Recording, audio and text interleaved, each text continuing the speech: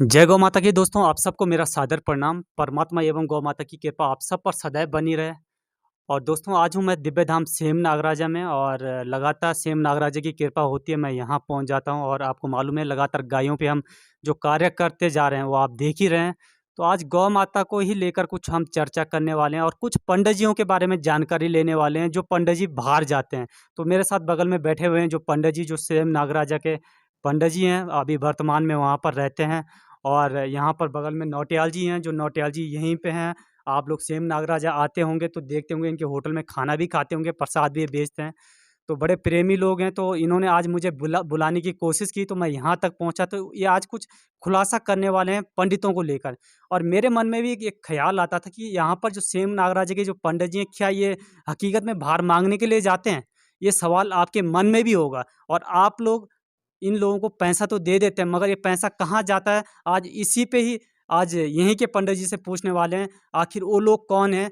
कहाँ से आते हैं? क्या उनके बारे में जानकारी पंडित जी देंगे। पंडित जी, पहले तो नमस्कार। नमस्कार साहब जी। पंडित जी, आप बताइए, आपका पूरा नाम है क्या? मेरा नाम सुभाष भट्ट है। मैं यहाँ का पुजारी चे भैरव देवता का। मैं यहाँ के पुजारी, मैं यहाँ सेवा सुवा करता हूँ भगवान के। उसके निमित्त में खा रहा हूँ। भाई जो भक्त देते हैं उन पे हम टीका लगाते हैं, उनको आशीर्वाद देते हैं। ये भैरव देवता की आशीर्वाद है। अब रहे जो यहाँ के लोग हैं, हम जो लोग हैं यहाँ के सब लोग हिमाचल जाते हैं, वहाँ ज्योतिष कार्य है। ऐसा है जो अगल बगल के लोग हैं वो बाहर जाते हैं, वो मुखेम के नाम से खाते हैं, इस नागर के नाम से खाते हैं। ऐसा बोलते हैं हम से मुखेम के। वो लोग डर के देते हैं, भाई हाँ साहब चलो से मुखेम के तो दो। तब यहाँ आते हैं, यहाँ न पाए से न कि जो अपने पेट भर जाते हैं, वो मुखेम का बदनाम कर रहे हैं। ये ऐसी ऐसी बात है भाई। जैसे हम लोग हैं, हम इस भैरव देवता की कसम से हम कहीं नहीं जाते। हम यहीं पे है, जो लोग भाव देते इन्हीं पे यहीं रहते, हम कहीं नहीं जाते भाई। ये है। पंडित जी, कुछ लोगों का कहना यह भी है कि आप लोग जो यहाँ पे जो भक्त आते हैं, हाँ। उनसे मनचाहा पैसा लेते हैं, ऐसा कुछ है? नहीं भैया, जो किसी ने अपने श्रद्धा से दे दे, चाहे 10 रुपया हो चाहे 1 रुपया, उनको आशीर्वाद देते जाओ भाई। हम ऐसे नहीं भाई इतना लाओ, वो नहीं बोल सकते। ऐसे में हमारा भी बदनाम होते, धामों को भी बदनाम होता, कोई नहीं बोलते। जो अपनी श्रद्धा वो चढ़ा देते लोग बाबू, हम नहीं बोलते अनाप शनाप। ऐसे में भगवान का भी बदनाम हो रहे, पंडित का भी बदनाम होते। जो अगल बगल जाते हैं वो सब जजमान लोग जाते हैं, ऐसा बोलते हैं हम से मुखिम के नागर का पुजारी चे। वो हमारे नाम से लोग खाते हैं, चंदा मांगते हैं, अपने मकान बनाते हैं, अपने घर बनाते हैं, अपने जो भी है उनको काम करता है। वो यहाँ का बदनाम करता है ये लोग। ये धन्यवाद है। मतलब ये पैसा यहाँ पर मतलब नहीं आता है? नहीं आते, वो अपने पेट भर जाते हैं, वो हमारे मुखिम का बदनाम कर रहे हैं लोग। अच्छा तो दोस्तों देख लीजिएगा, ये पैसा यहाँ तक नहीं जाता है, यहाँ तक नहीं आ पाता है। इसका कारण यह है कि ये लोग कहीं बाहर से आते हैं और मंदिर के नाम पर पैसा लेते हैं और कहते हैं कि ये सेम नागराजा का वरदान है कि हमको मांगने के लिए जाना पड़ता है, ये हमारी मजबूरी है। मगर एक बात यह है कि साफ स्पष्ट ये हो गया कि पंडित जी ने मना कर दिया कि यहाँ का कोई भी पुजारी और ना भगवान का ऐसा वरदान है कि आपको मांगने के लिए जाना है। और जाते भी हैं तो हिमाचल प्रदेश में जाते हैं, यही इनका। और मध्य प्रदेश में ये जाते हैं, उत्तराखंड में ये कहीं नहीं जाते हैं। ये हिमाचल प्रदेश को छोड़कर अदर कहीं नहीं जाते हैं। तो आप देख लीजिएगा, इनका ये कहना था। अब यहाँ पर अपने नौटियाल जी भी हैं, नौटियाल जी का क्या कहना है, नौटियाल जी से पूछते हैं। नौटियाल जी, जय गौ माता की प्रणाम। प्रणाम। पंडित पहले नौटियाल जी एक बात बताइएगा आप, कि आप भी काफ़ी सारी बात बोलते हैं, आप जा सकते हैं। अच्छा, काफ़ी बारी धन्यवाद है। आप कहते हैं कि यहाँ पे काफ़ी सारे लोग माँगने के लिए जाते हैं। पहले तो उनके बारे में आप बताइएगा और फिर उसके बारे में बताइएगा कि लोग सीधा-सा जो लोग यहाँ पर गौशाले के नाम से भी पैसा लेते हैं, उन पर क्या कहना है? पहले आप ये बताइए। अरे भाई जी, 2-4 आदमी तो यहाँ से जाते-जाते जो माँगते केवल। अब 2-4 बंदे ऐसे हैं, जैसा लक्ष्मी प्रसाद जी चमोली जी है, वो रसीद कटा रहा है। पौड़ी के लोग अभी गए ऊपर, उनसे मैं आपसे बात करूँ कितने के पर्चे कटाए उन्होंने। ये अपना मकान बना रहे और गेस्ट हाउस बना रहे वहाँ मंदिर के नाम से। और बेवकूफ़ अच्छे-अच्छे मंत्रियों को भी बेवकूफ़ बना दिया उन्होंने। सुबोध उनियाल जैसे अच्छा वरिष्ठ नेता को बेवकूफ़ बना दिया और गौशाले के लिए पैसे ले लिया वहाँ, 1 लाख रुपए। और ये पौड़ी के जितने भी लोग हैं, मैं रसीद इकट्ठी करूँगा। अभी वो मास्टर जी गए पौड़ी के, खंडास सिरकोट के हैं वो, उन्होंने बोले हमसे भी उन्होंने पर्ची कटाई। और इनका धंधा है वो अच्छे-अच्छों को बेवकूफ़ बना रहे, इस मंदिर के नाम से वो अपना घर बना रहे वहाँ। और ये मांगने मतलब आप जाते हैं, ये वो ऐसे नहीं जाते कि रसीद कार्ड जो मांगने वाले हैं 2-4 है यहाँ के भी, ऐसी बात नहीं कि नहीं है, पर वो ऐसे नहीं मांगते कि रसीद काटो साहब हम मंदिर, वो जो श्रद्धा भक्ति है वो लेते हो। अब इनका धंधा बना रखा वो। मतलब सेम नागराजा के नाम पे ये सब पूरा लोगों ने उसने धंधा अपना बना मकान दिया। बना दिया, 2-3 मकान बना दिए उन्होंने। उन्होंने कहा क्या नौकरी करते हो? वो अच्छे कोट द्वार के आ रहे भी नेता, बीजेपी के नेता हैं वो, उनसे भी उन्होंने 500 अकाउंट की पर्ची काट रखी है। उनका काम ये है, लोगों को अच्छे से को बेवकूफ़ बना रहे हो।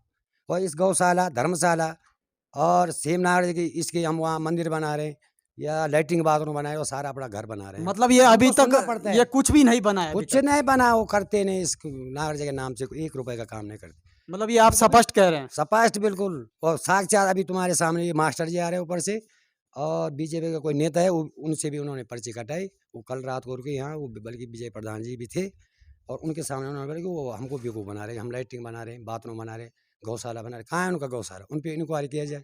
सरकार इतनी बेवकूफ़ है, उनको कहाँ से उतनी बिल्डिंग बनाए उन्होंने? क्या धंधा है उनका? अच्छा, जो अपने द आदमियों को भी बेवकूफ़ बना रहे हैं। दोस्तों ये देख लीजिएगा, बड़ी दुःख की बात है। मैं इसीलिए नहीं कहता हूँ अंधभक्त। मतलब ये अंधभक्ति इसलिए कहता हूँ बात कि तो लोग अंधभक्ति में आ जाते हैं भगवान के नाम पे या किसी के नाम पे, किसी को भी ये नहीं समझ पाते हैं कि रियल में वो पैसा वहाँ तक जा पा रहा है कि नहीं, वो सेवा हो पा रही है कि नहीं। ये आज आपको स्पष्ट रूप से मैंने बताया कि ये सारी चीज़ें यहाँ पर हो रही हैं। सेम नागराजा के नाम से खूब रसीदें काटी जाती हैं, खूब पैसा इकट्ठा किया जाता है, मगर वो सेम नागराजा तक नहीं पहुँचता है। और यहाँ पर जितने भी लोग हैं खूब पैसा देते भी हैं, ऐसा नहीं है कोई पैसा नहीं देता है। मगर मैं उन लोगों से कहना चाहता हूँ कि भाइयों, आप लोग उस अंधभक्ति से हटकर रियल में भक्ति में आइए। जो गौ माता के नाम से खूब पैसा ले रहे हैं, आखिर वो पैसा आपका गौशाले तक पहुंच रहा है? आप उसको देखिए। आप 1 रुपए भी दान करते हैं, आप 1 रुपए को देखिए कि 1 रुपए आपका वहाँ तक पहुँच पा रहा है कि नहीं। मैं ये आपसे कहना चाहता हूँ, मेरा यही मकसद है कि आप लोग जागेगा। यदि आप लोग जागेंगे तो आपका 1-1 रुपए गौ सेवा तक जाएगा। और गौ सेवा कैसी होती है, आप लगातार हमारे पेज पे देखते रहिएगा। काफ़ी सारे लोगों को हम दिखाने वाले हैं जो गौ सेवा करते हैं और गौ सेवा में रुचि दिखाते हैं, मगर उन तक पैसा नहीं पहुंच पाता है। हर एक व्यक्ति 5 और 10 गायें भी पाल सकता है, गौशाले बनाने की भी ज़रूरत हमें नहीं है, मगर उन लोगों तक कुछ पैसा पहुंचे। इस पे सरकार को भी संज्ञान लेना चाहिए कि सरकार को गौशाले नहीं बनाना चाहिए। क्योंकि यदि गौशाले बनाते हो तो वहाँ पे आपने कर्मचारी रखे हैं कि नहीं? अभी आपने बीच में एक वीडियो हमारी वायरल होती हुई देखी है पुना गांव की ओर के पेज पे कि नगर निगम के माध्यम से भी गौशाला बनाया गया है, मगर आखिर नगर निगम गौशाले में या गौशाले की स्थिति आपने देखी कि वहाँ पर एक भी गाय नहीं है। दूसरी कंडीशन आपने ये भी देखा होगा कि गाय को नगर निगम वाले कूड़े में फेंक देते हैं। तो देख लीजिएगा हमारा सनातन कैसे बच पाएगा? आपने सोचा है कि एक गाय माता की दुर्दशा इस तरीके से हो रही है। यदि कोई मुस्लिम भाई उस गाय को कूड़े में फेंक देता तो हमारा हर एक व्यक्ति उस पे हंगामा खड़ा कर देता। ये 100% है। मगर जब हम अपने आप में करते हैं तो हम उस आवाज़ को दबा देते हैं। इसके दोषी सबसे पहले सरकार तो है ही है, मगर इसके साथ-साथ हमारी जो सनातनी धर्म की जो जनता है, वो भी इसकी दोषी है। मैं यही कहना चाहता हूँ कि आपको जागना होगा, नहीं तो भाइयों फिर से कोविड आ चुका है। इस कोविड के शिकार मत हो जाना, क्योंकि यही पाप है और यही पाप का ये आप परिचय प्रत्यक्ष प्रमाण आप देख रहे हैं। मैं चाहूँगा इस चीज़ से आप जागें। और कुछ भाई लोग और भी आ रहे हैं, इनसे भी पूछने की कोशिश करेंगे। भाई आप लोग भी आइएगा, आपसे भी कुछ पूछेंगे। आ जाओ, आ जाओ। पहले आपका नाम क्या है भाई? धर्मलाल। आप क्या करते हैं? मैं क्या करती हूँ, घोड़े गाड़ी। अच्छा, भाई लोगों के घोड़े हैं और घोड़े की सेवा भी करते हैं, सवारी लेके जाते हैं। हम चाहेंगे कि आप इनके घोड़ों में बैठिएगा। आप इनके घोड़ों में नहीं बैठेंगे तो एक दिन ये भी रोड पे छोड़ देंगे। तो आप ऐसे ना करें कि काफ़ी सारे लोगों का कहना होता है कि आप अपने स्वार्थ के लिए घोड़े पे ना बैठें, हम पाप कर रहे हैं। यदि आप उस चीज़ को पाप समझते हैं तो उसकी सेवा कौन करेगा? आज गायों के साथ भी यही दुर्दशा हुई है। ये घोड़ा चलाते हैं, जब तक स्वार्थ है तो इस घोड़े को पाल भी रहे हैं, तो स्वार्थ के साथ-साथ अपना भी। यदि गाय माता से भी स्वार्थ होता, आज यदि वही गाय ₹1000 के हिसाब से बिकने स्टार्ट हो जाएँ तो एक भी गाय रोड पे नहीं दिखेगी दोस्तों।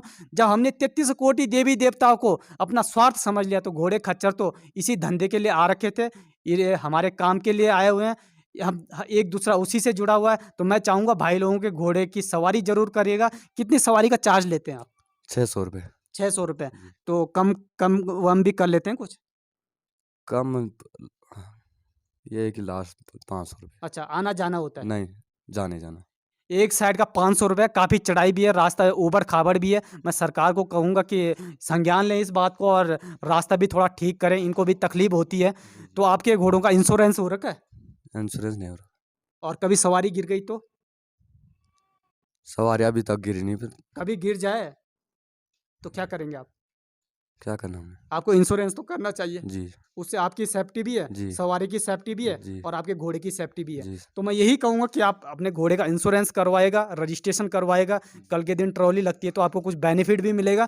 तो साथियों बने रहें मेरे साथ, इसी तरीके की मैं ऐसी खबर आप तक लाते रहता हूँ, क्योंकि गाय से जुड़ी हुई, गाय के नाम पे कितना लोग धन ले रहे हैं और अभी बहुत सारे गौशाले भी मैं आपको दिखाने वाला हूँ कि आखिर आपके धन से वो गौशाले चल रहे हैं कि नहीं, कि गाय रोड पर है, कि आम जनता गाय को रोड पे छोड़ रही है, कि गौशाला के लोग आज गायों को रोड पर छोड़ रहे हैं। ये देखने वाला विषय होगा, तो आगे देखते रहे हमारे साथ। तब तक के लिए जय हिंद, जय भारत, जय गौ माता की, जय राष्ट्र माता की।